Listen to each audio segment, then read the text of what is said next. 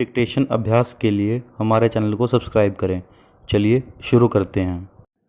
रामदारी गुप्ता खंड 1 प्रतिलेखन संख्या 67। Ready start.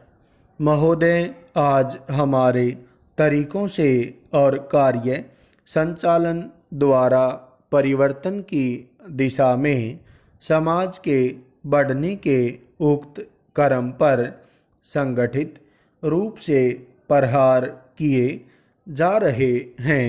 पूर्ण विराम। कभी कभी मुझे लगता है कि सही उद्देश्यों का भी इस्तेमाल गलत तरह से किया जाता है, जिससे बेहतर उद्देश्यों पर प्रहार किया जाए, और इस पर आपको अपने विचार विमर्श के दौरान ध्यान देना चाहिए। पूर्ण विराम। काम की बेहतर व्यवस्था का बड़ा महत्व है। पूर्ण विराम। इसके लिए अधिक उपयुक्त वेतन आवश्यक होता है। पूर्ण विराम। साथ ही काम का स्थान, कमरे आदि भी साफ सुथरे होने चाहिए। पूर्ण विराम। लेकिन जो लोग साथ साथ काम करते हैं, श्रमिक प्रबंधक तथा किसी परियोजना में या कारखाने में काम करने वाले अन्य लोग, उनमें अच्छे संबंध होना आवश्यक है, तथा यह शायद अन्य सभी बातों से ज़्यादा महत्वपूर्ण है।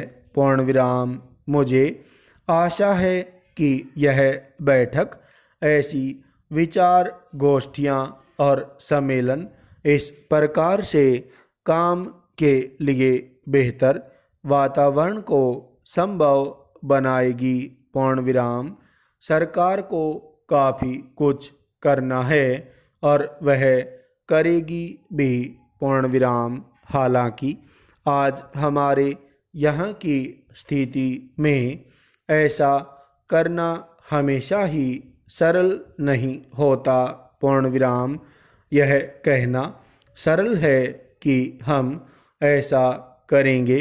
पूर्ण विराम। नीति संबंधी निर्णय भी सरलता से लिया जा सकता है। पूर्ण विराम। लेकिन किसी निर्णय को समुचित ढंग से लागू कर पाना बहुत कठिन होता है। पूर्ण विराम।